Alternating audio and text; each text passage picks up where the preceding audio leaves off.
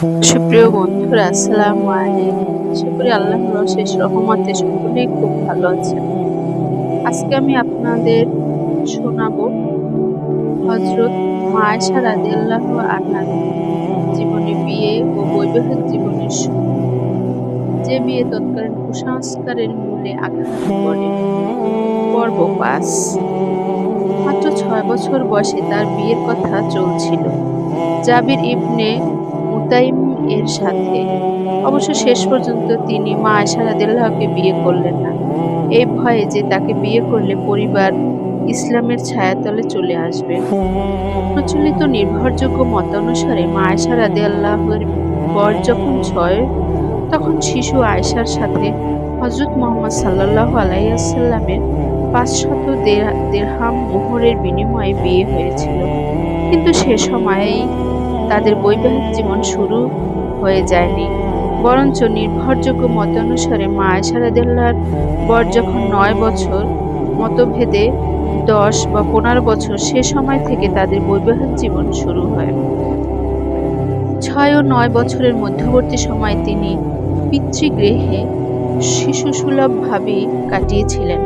বয়সের দিক থেকে তিনি ছিলেন বিশ্বনবীর স্ত্রীদের মধ্যে কনিষ্ঠতম। যে বিয়ে তৎকালীন কুসংস্কারের মূলে আঘাত করে। হযরত আবু বকর রাদিয়াল্লাহু তাআলা আনহার সাথে বিশ্বনবী হযরত মুহাম্মদ সাল্লাল্লাহু আলাইহি ওয়াসাল্লামের ভাইয়ের সম্পর্ক ছিল। সে সময়কার আরবের অন্য সকল কুসংস্কারের মতোই একটি কুসংস্কার ছিল এই যে কাউকে ভাই বলে সম্বোধন করা হলে তার মেয়েকে বিয়ে করা বৈধ নয়। একই সাথে নিষিদ্ধ মাস সমূহে তার বিয়ের বন্ধনে আবদ্ধ হতেন না।